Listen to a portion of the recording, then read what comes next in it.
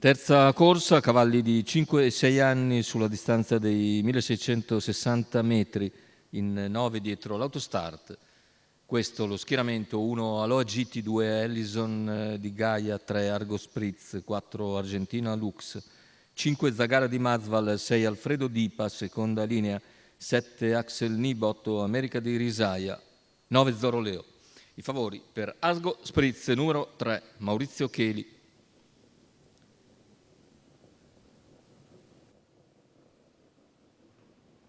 Macchina che stacca in questo momento con l'errore di Argentina Lux, sbaglia anche Argo Spritz. Numero 4 Argentina Lux squalificato. Vantaggio ci va Aloha GT. Numero 3 Argo Spritz squalificato. Squalifica per i due più attesi, Argo Spritz e Argentina Lux, in vantaggio quindi Aloha GT con l'attacco di Zagara di Mazval che si avvantaggia, non passa ancora dopo 300 metri. Rientra Aloha GT e dopo 400 in 29,5 Aloha GT ha respinto Zagara di Mazval.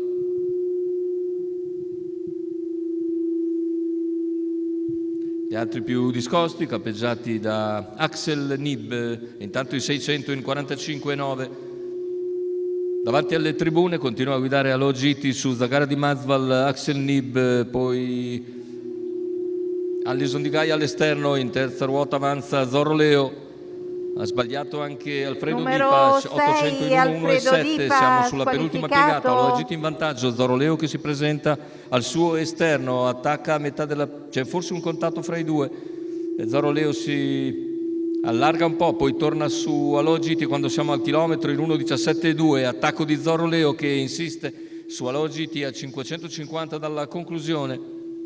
Prova a seguirlo Ellison di Gaia, Zoro Leo intanto ha preso il comando delle operazioni a 400 dal palo, si impegna Ellison di Gaia all'esterno, non è ancora passato completamente però Zoro Leo, perché Aloha GT all'interno, rientra l'avversario, Zoro Leo torna ancora aggressivo ma anche Ellison di Gaia perde qualche battuta e c'è il tentativo invece in terza ruota da parte di America di Risaia, retta d'arrivo, Aloha GT si presenta in vantaggio, ora sprint al suo esterno Axel Nib va su Aloha GT e sul traguardo Axel Nib passa su Aloha GT, mentre al terzo finisce ancora Zoro Leo precedendo America di Risaia, 1,16,7. La vittoria per Axel Nib, Nicola Bortolotti in sediolo, mentre al terzo posto finisce ancora Zoro Leo respingendo America di Risaia. Ordine d'arrivo che dovrebbe essere 7-1-9 dalla terza corsa Arcoveggio.